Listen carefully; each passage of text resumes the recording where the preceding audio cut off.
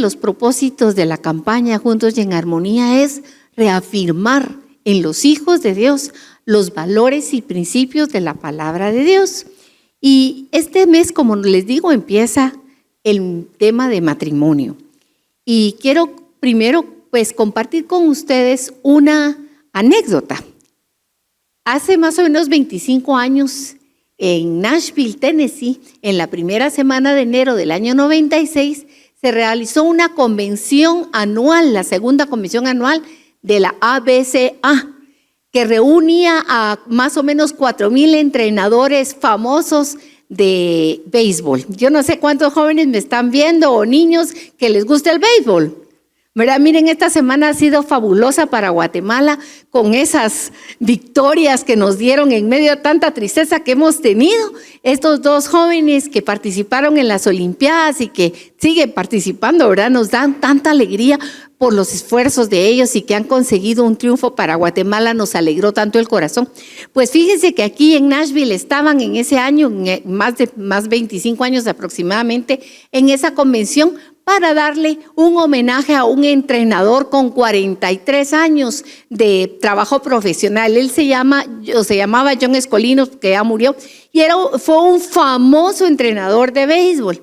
Y entonces, cuando él entró a la reunión donde estaban todos reunidos, pues se pararon todos y le hicieron una ovación de pie. Se pueden ustedes imaginar, ¿verdad? A este personaje. Y incluso dice que él entró vestido muy sencillo, con su camisa celeste, con su pantalón de poliéster como los que se usaban en ese entonces.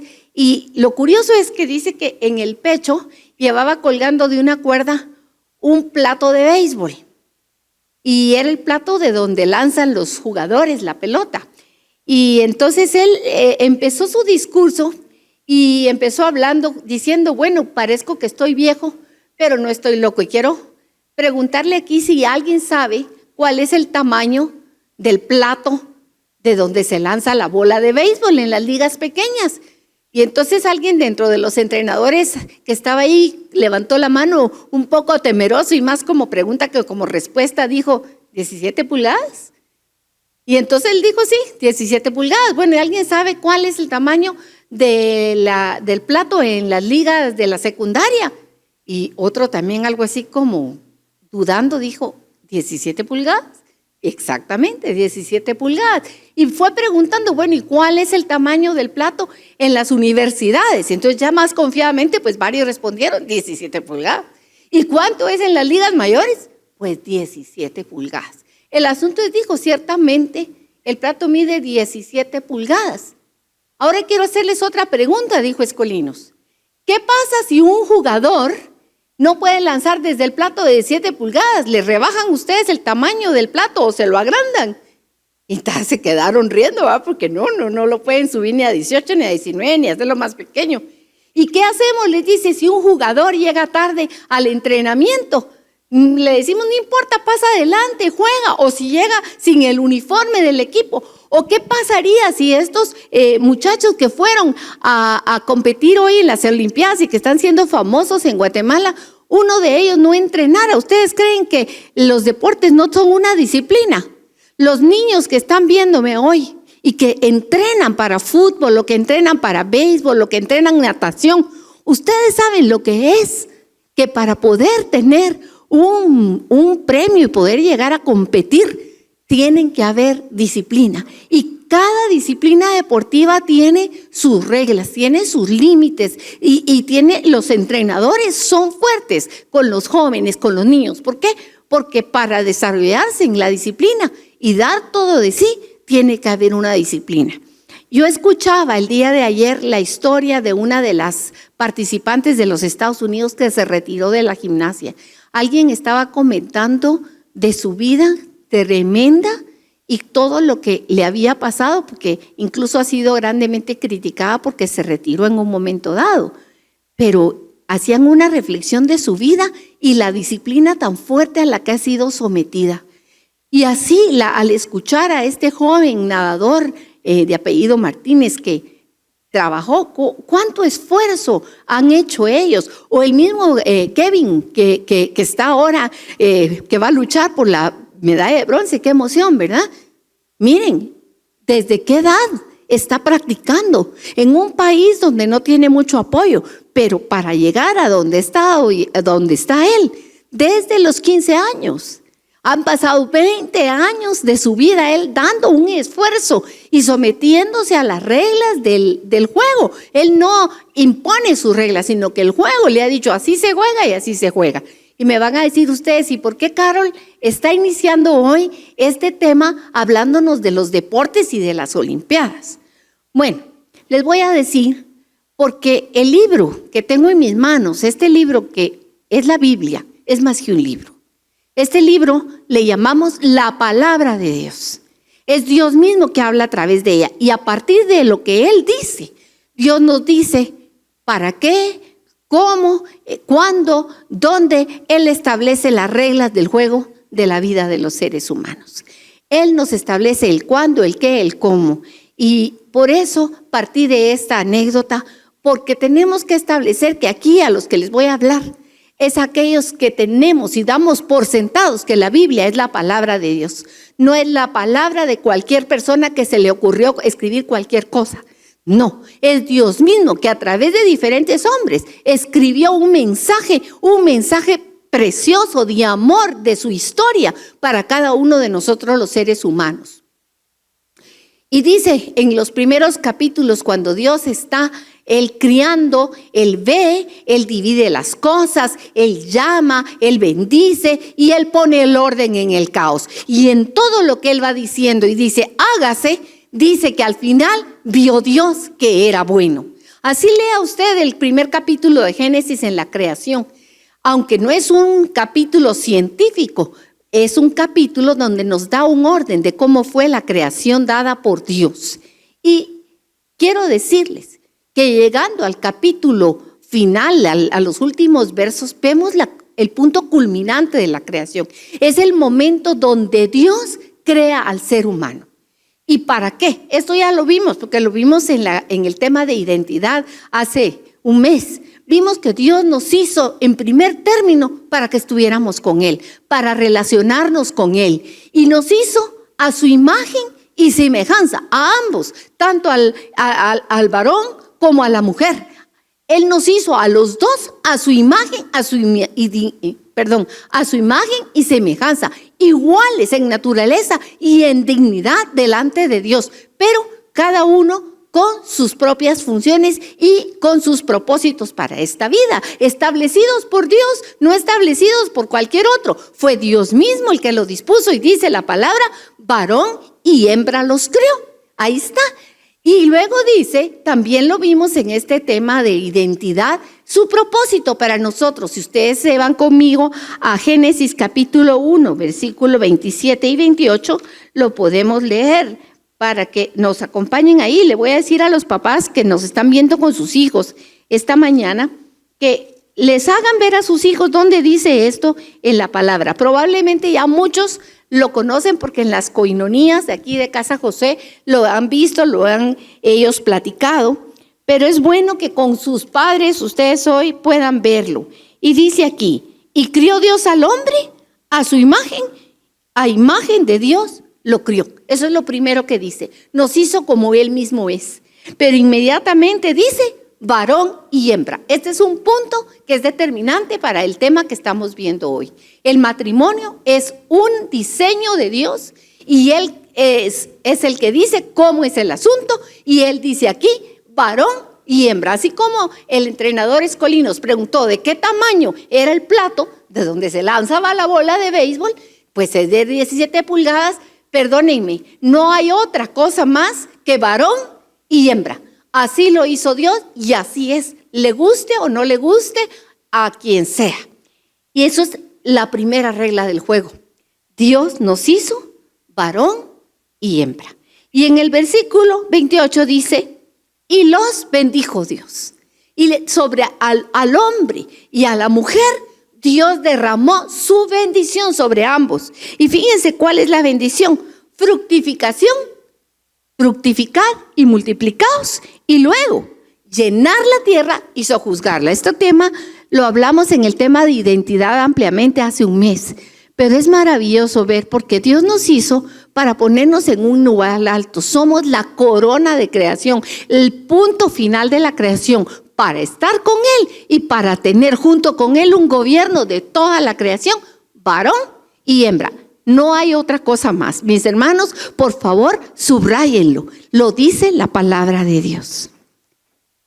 Así que, viendo esto primero, quiero llevarlos al capítulo 2 de Génesis. Porque después que Dios dice que Él vio que todo está bien, hay una frase en el versículo 18 muy interesante. Vamos a Génesis 2:18. En Génesis 2:18 es el Señor mismo que hablando dice: y dijo el Señor, no es bueno que el hombre esté solo. Le haré ayuda idónea para él. Tanto el capítulo 1 como el segundo capítulo de Génesis son relatos de la creación, pero relatos que enfocan desde diferente ángulo la misma creación. Y en este momento, el segundo capítulo se está enfocando en el ser humano.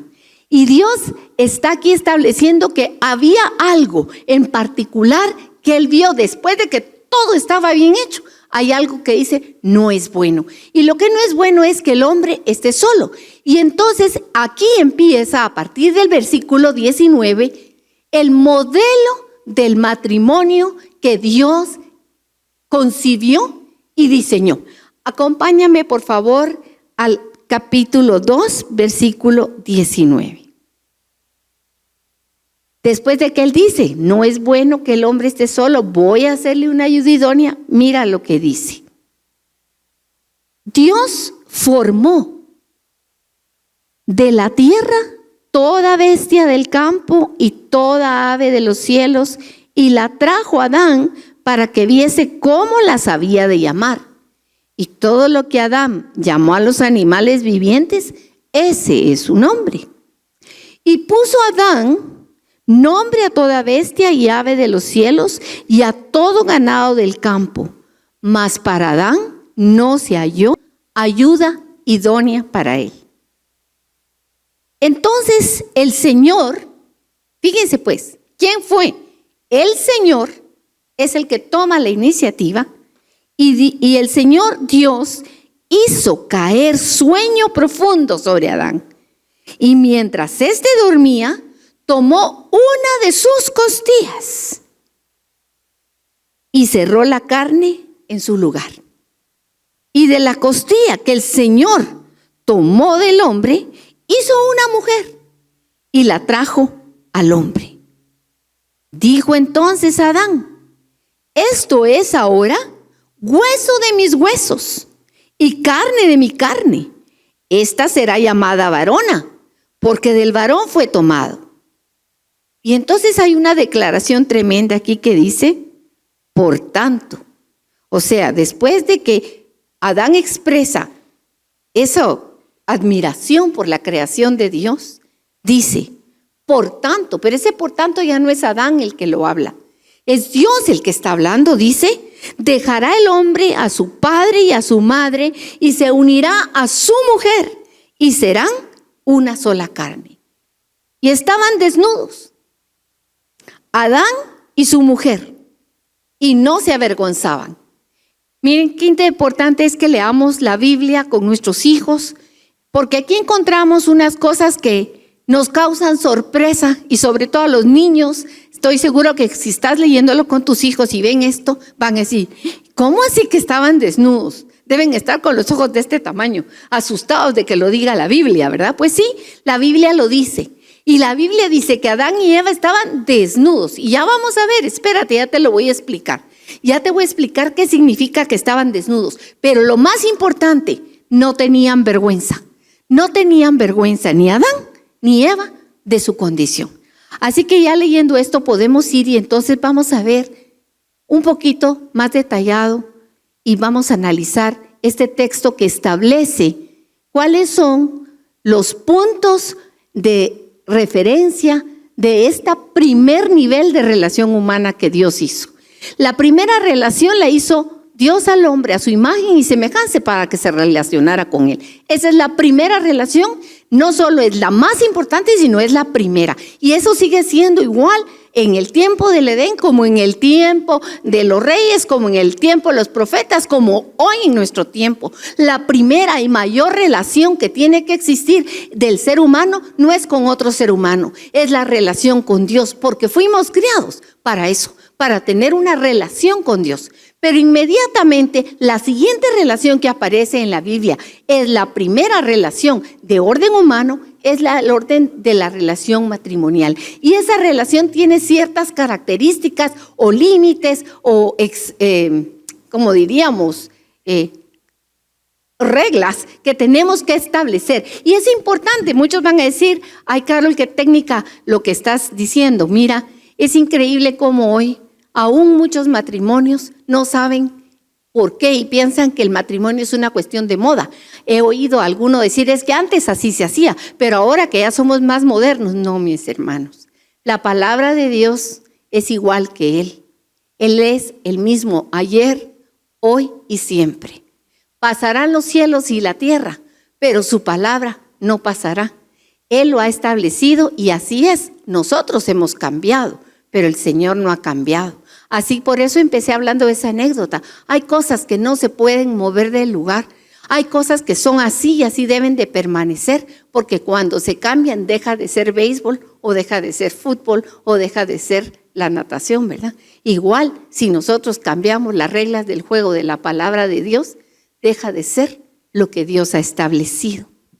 Así que lo primero que quiero recalcar aquí es que la creación de Dios de una mujer para ayuda idónea al Señor es un misterio.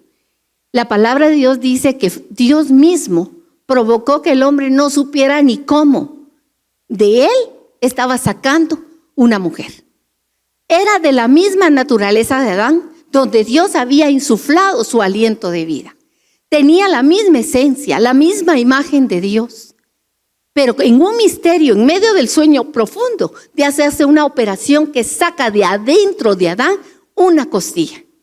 Y recuerdo en este momento una palabra que escuché por ahí, que decía que cuando Dios crió a la mujer, no la sacó de la cabeza del hombre para que no fuera su sombrero, pero tampoco la sacó de los pies para que no fuera su alfombra, sino que la sacó de su costado, muy cerca del corazón, para que fuera protegida y amada por el varón.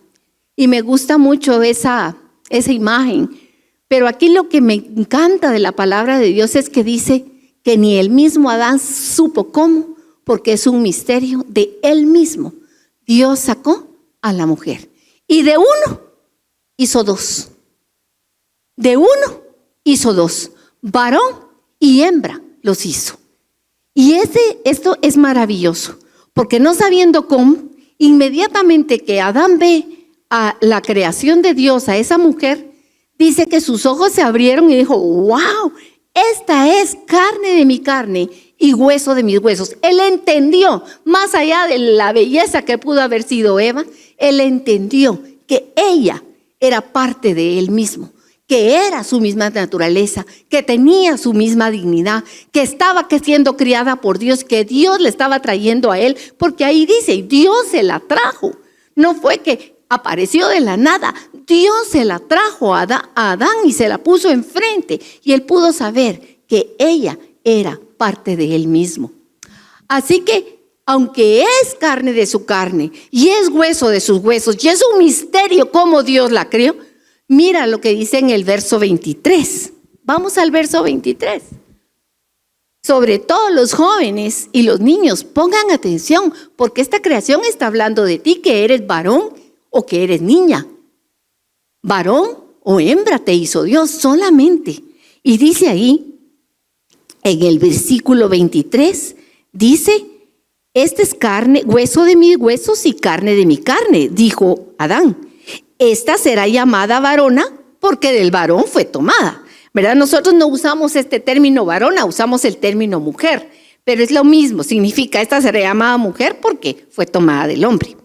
Así que dice en el siguiente verso, que va a haber una situación y que esta relación es la más importante y que debe de excluir cualquier otro tipo de relación. Pero antes de pasar ahí, quiero recordarte, eres imagen y semejanza de Dios, tanto tú que eres varón como tú que eres mujer. Somos imagen de Dios, semejanza de Él, iguales en dignidad, iguales en bendición, con el mismo mandato de sojuzgar y de dominar la tierra y con las mismas capacidades, porque Dios nos hizo plenos a cada uno, pero cada uno refleja una porción de Dios.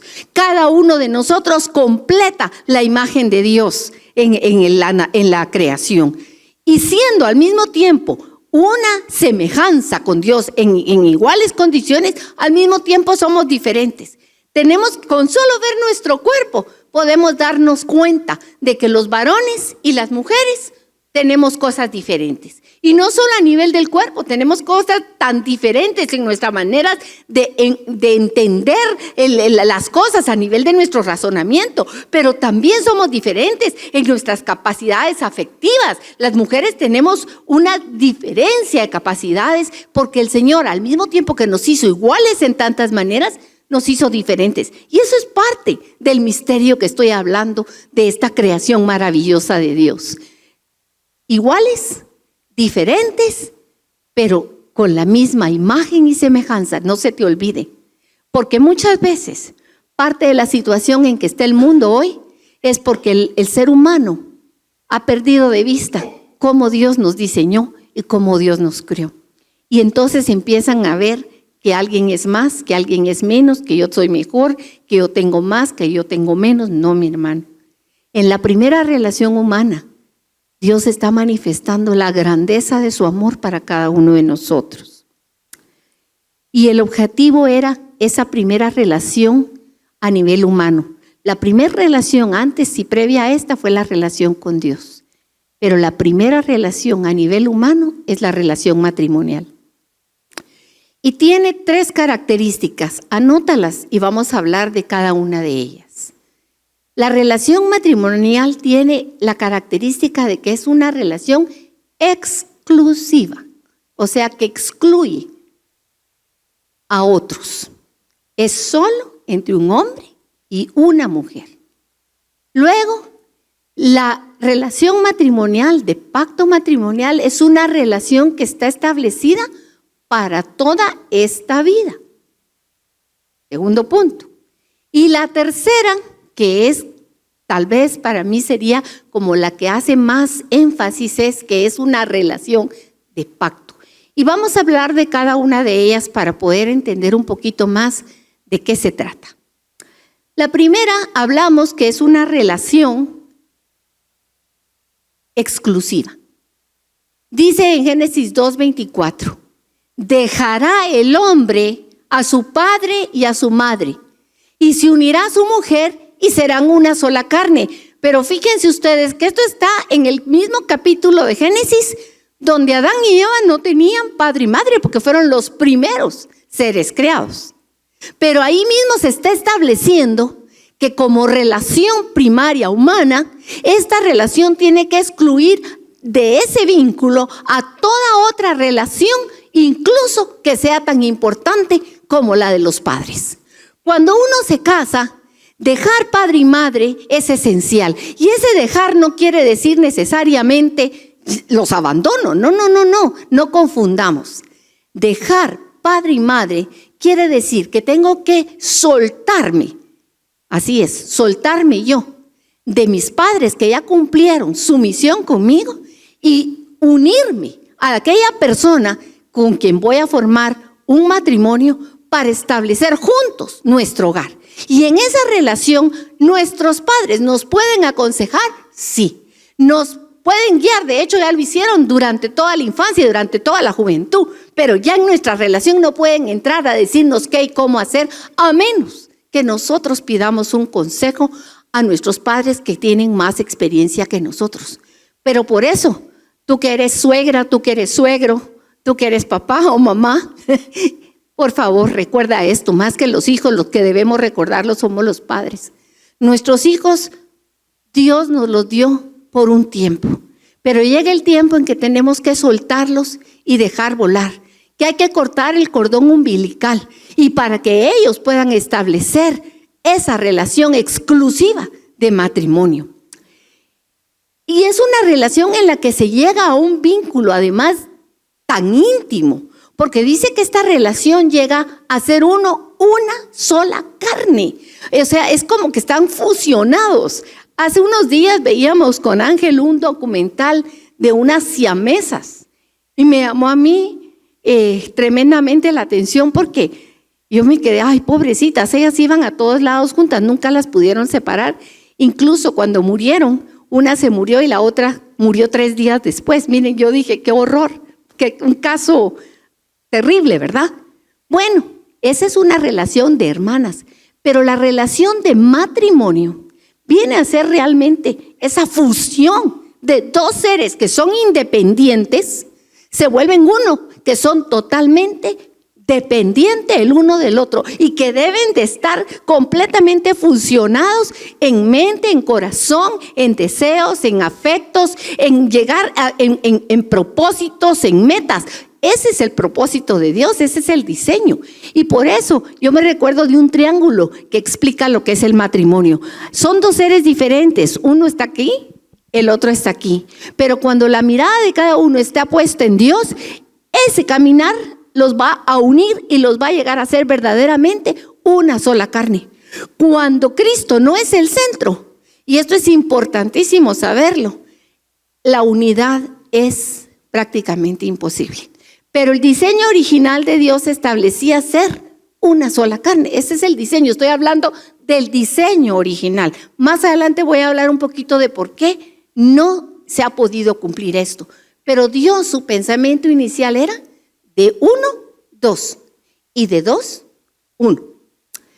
Y en esa relación que es exclusiva, así como no caben los padres, tampoco caben los hermanos, tampoco caben los tíos, tampoco caben los primos, tampoco caben los hijos, porque los hijos vienen y son parte de la familia, pero no son parte del matrimonio. La relación es del matrimonio y los hijos van quedando y se tienen que ir en un momento dado.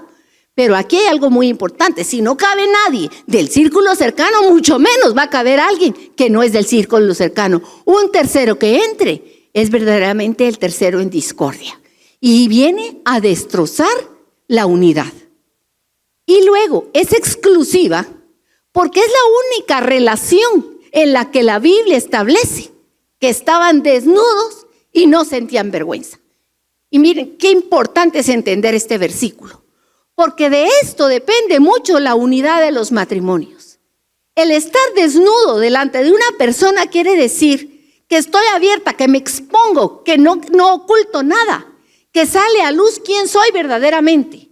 Miren, no es lo mismo estar 5 minutos en una casa de visita que vivir en esa casa durante 20 o 30 años con la misma persona. Es imposible esconder quién es uno verdaderamente. Las cosas salen a luz, salen. Y lo peor, ¿saben qué? Como estamos actualmente, da vergüenza que salgan las cosas. Pero Dios no planificó eso. Dios quería que estuviéramos desnudos, uno delante del otro, con nuestro corazón totalmente abierto, que el otro me conozca tal como soy y que me aprecie tal como soy. No, que no haya esa vergüenza. Ese es el plan perfecto de Dios. No, espero estarme dando a entender, porque sé que me están escuchando también muchos niños y muchos jóvenes. Dios tiene para ti un plan y lo más probable es que tiene para ti preparado un joven o una jovencita para que en el futuro sea tu esposo o tu esposa. Pero todo esto, el plan de Dios es un hombre y una mujer.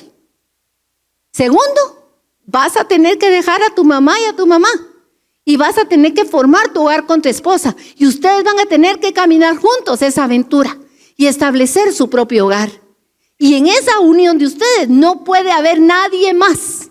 Y cuarto punto, en esa unión tiene que haber una plena apertura, una plena sinceridad. No ocultar nada, no ocultar nada. Ese es el diseño de Dios, mi hermano, mi hermana. Un diseño que era perfecto. Pero en Mateo 19, y aquí nos vamos, por favor me acompañan, vamos a irnos al Nuevo Testamento, al Evangelio de Mateo. Vemos algo que es tremendo. Ahí es Jesús el que va a hablarnos. Y Jesús está en un momento difícil porque Él en sus prédicas pues les ha hablado a muchos judíos y los fariseos andan algo enojados porque la gente está siguiendo a Jesús. Y entonces Jesús viene y le hacen una pregunta capciosa. Y le dicen, ¿por qué si no es válido que el hombre y la mujer se separen, Moisés permitió que se divorciaran? Y entonces Jesús les responde y les dice, ya tienen 19:4. ¿No habéis leído que el que los hizo al principio, varón y hembra los hizo?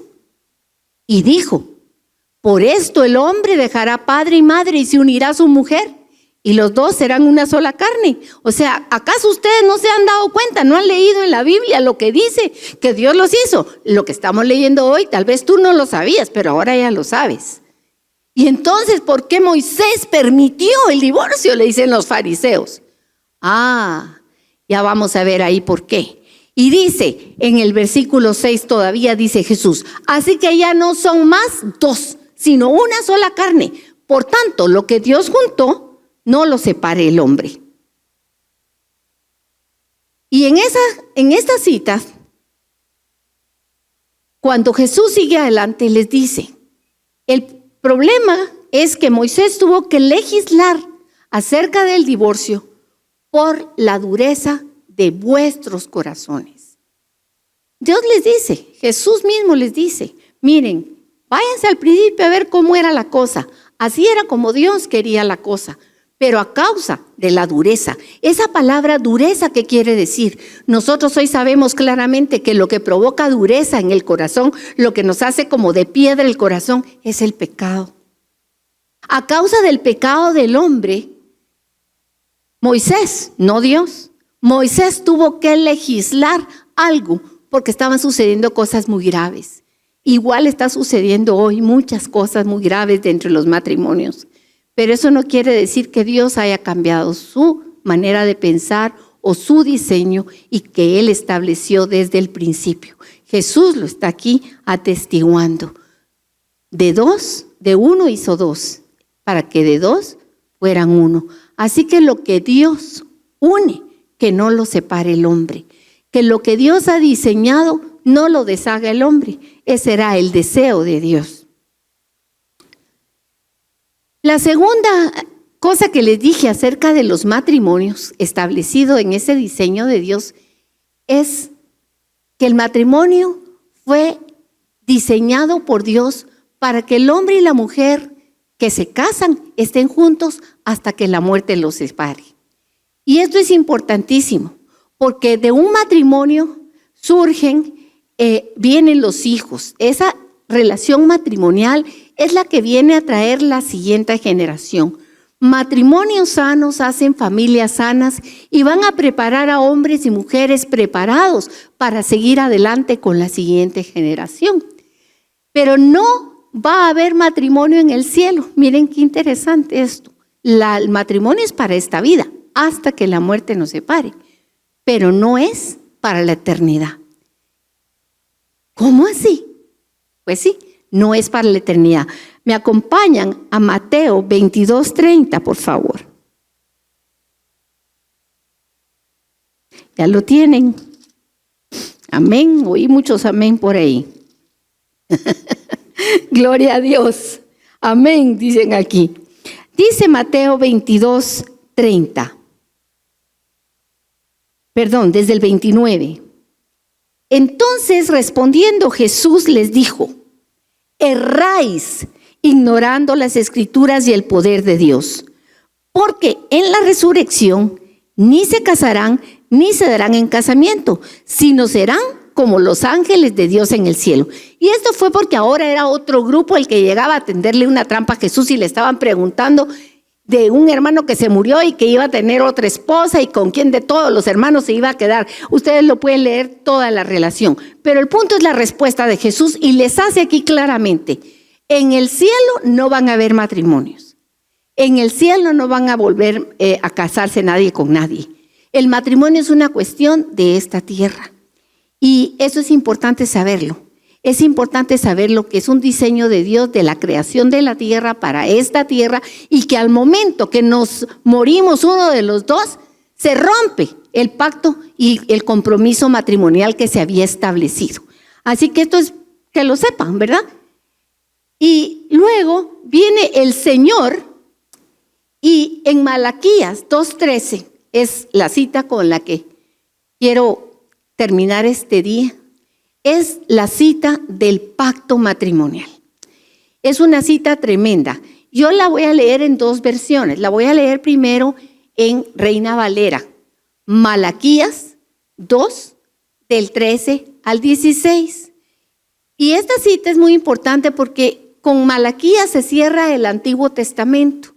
Y en este capítulo, Dios mismo está hablando de la importancia de cuál es la relación del pacto. Y dice así: y esta otra vez haréis cubrir el altar de lágrimas, de llanto y de clamor, así que no miraré más la ofrenda para aceptarla con gusto vuestra mano. Mas diréis: ¿por qué? Porque el Señor ha atestiguado entre ti y la mujer de tu juventud, contra la cual has sido desleal, siendo ella tu compañera y la mujer de tu pacto. Pon atención a lo que dice en el 15. ¿No hizo él uno, habiendo en él abundancia de espíritu? ¿Y por qué uno? Porque buscaba una descendencia para Dios. Guardaos pues en vuestro espíritu y no seáis desleales para la mujer de vuestra juventud. Porque el Señor Dios de Israel ha dicho que Él aborrece el repudio y al que cubre su iniquidad con su vestido. Guardaos pues en vuestro espíritu y no seáis desleales. Y en la Nueva Traducción Viviente me gusta porque nos esclarece y dice: es esta otra cosa que hacen, que cubren el altar de Dios con lágrimas, lloran y gimen, porque Él no presta atención a sus ofrendas ni las acepta con agrado. La gente iba al templo, entregaba ofrendas y estaba ahí derramando lágrimas, y tal vez igual están muchos hoy en día, ¿verdad? Yendo a la iglesia, derramando lágrimas, pidiendo perdón. Pero dice, claman. ¿Y por qué el Señor no me acepta o no acepta mi adoración? Pues les voy a decir por qué, dice el Señor. Porque el Señor fue testigo de los votos que tú y tu esposa hicieron cuando eran jóvenes, pero tú le has sido infiel, aunque ella siguió siendo tu compañera, la esposa con la que hiciste tus votos matrimoniales. Con esto esclarezco estas dos citas. Por eso vamos a ver que el Señor ha declarado que el matrimonio es un pacto, y un pacto en el Señor Jesucristo, que va más allá solamente de decir es un compromiso o es un contrato. ¿Saben por qué? Porque está Dios mismo en medio de esta situación. Cuando un hombre y una mujer deciden casarse, y así fue establecido por Dios, es Él el que está presente. Es un compromiso entre ambos, pero que se hace delante de Dios, y es un compromiso con Dios el que se hace. Por eso pasa de ser más que un compromiso a un pacto.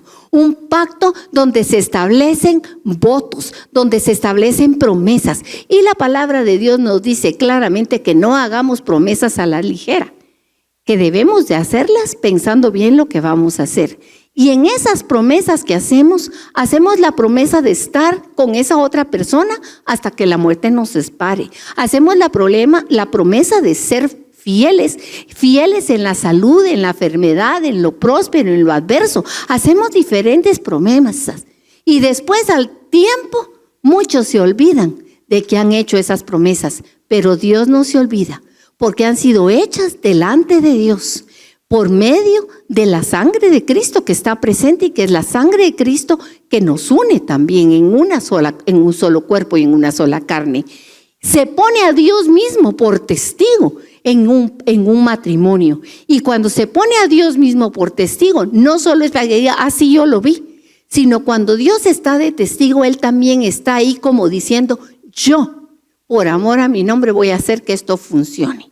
Yo me aseguro que les voy a dar lo que necesitan para que se cumpla mi plan y mi propósito en ustedes. Ahí están no solo Dios de testigo, también en un matrimonio está la sociedad de testigo. Primero nuestras familias, nuestros padres, nuestros familiares cercanos, todos están alrededor nuestro. ¿Por qué? Porque van a ser aquellos que están llamados a ayudarnos a salir adelante, a fortalecer las relaciones matrimoniales. Y miren, hoy vemos que el mundo está patas arriba. Y quiero decirles, la dureza del corazón del hombre ha traído mucha destrucción a los matrimonios, a las familias, y está queriendo sacar a Dios del corazón del hombre y establecer nuevas reglas. Pero Dios ya lo estableció como es.